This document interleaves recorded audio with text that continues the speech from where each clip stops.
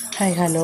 നമ്മൾ ചക്കയുടെ പല പല പരിപാടികളാണ് കാണിക്കുന്നത്. ഇതൊരു ചക്ക നമ്മളിതുപോലെ അരിഞ്ഞിട്ട് പിന്നെ ഇളക്കി വെച്ചിട്ട് നമ്മളൊന്ന് തിളപ്പിച്ചിട്ട് ഇതുപോലെ അരിപ്പയിൽ നമ്മൾ പച്ചവെള്ളം ഒഴിച്ച് പിന്നെ ഇതാക്കി എടുക്കണം. പച്ചവെള്ളം ഒഴിച്ചിട്ട് നമ്മൾ ഊറ്റിയെടുക്കണം. എന്നിട്ട് നമ്മൾ അത് പിന്നെ ഇങ്ങനെ എടുത്ത് വെയിലത്ത് വെച്ച് ഉണക്കിയാൽ നമുക്കതിങ്ങനെ വെച്ചേക്കാം. പിന്നെ നമ്മൾ ചക്ക പുഴുക്കാണ് ഉണ്ടാക്കുന്നത്. ചക്കപ്പുഴുക്ക് നമ്മൾ ചക്ക ഇതുപോലെ ചെറുതായിട്ട് അരിഞ്ഞിട്ടിട്ട് ഇങ്ങനെ വെന്ത് വരുമ്പം കുറച്ച് വെന്ത് വരുമ്പം നമ്മൾ അരപ്പ് നമ്മുടെ മുളക്, മഞ്ഞൾപ്പൊടി, വെളുത്തുള്ളി, ജീരകം, കറിവേപ്പില ഇതെല്ലാം കൂടി ചേർത്ത് നമ്മൾ അരച്ച് വെച്ചേക്കുന്നതാണ്. അരപ്പ് നമുക്ക് അതിലേക്ക് ഇട്ട് കൊടുക്കാം.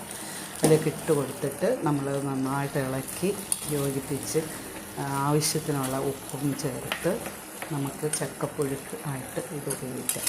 ചക്കപ്പുഴുക്കിൻ്റെ കൂടെ നമുക്ക് മീൻ കറി, ഉപ്പുമാങ്ങ, ഇങ്ങനെ എല്ലാം നമുക്ക് ഇതിൻ്റെ കൂടെ ഉപയോഗിക്കാം. വെറുതെ വേണമെങ്കിൽ നമുക്ക് കഴിക്കാം. ഇതുപോലെ ആവശ്യത്തിന് ഉപ്പും ചേർത്ത് ഈ അരപ്പും ചേർത്ത് നമ്മൾ ഇളക്കി വെച്ച് കഴിഞ്ഞാൽ നമ്മൾ സൂപ്പർ ടേസ്റ്റാണ്.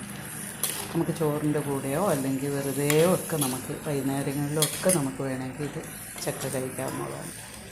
അതുകൊണ്ട് എല്ലാവരും ഇതുപോലെ ചക്ക കിട്ടുമ്പോൾ ഇതുപോലെ ഉണക്കി വെച്ച് കഴിഞ്ഞാൽ നമുക്ക് ഫ്രീസറിലോ ഫ്രിഡ്ജിലോ ഒരു കവറിനകത്താക്കി നമുക്ക് സൂക്ഷിക്കാവുന്നതാണ്. എത്ര നാൾ കഴിഞ്ഞിട്ടായാലും നമുക്കത് എടുത്ത് ഉപയോഗിക്കാവുന്നതാണ്. അതേപോലെ തന്നെ ഇരിക്കും. എന്നിട്ടൊന്ന് കട്ടി മാറുമ്പോഴത്തേക്ക് നമുക്കതെടുത്ത് ഉപയോഗിക്കാവുന്നതാണ്.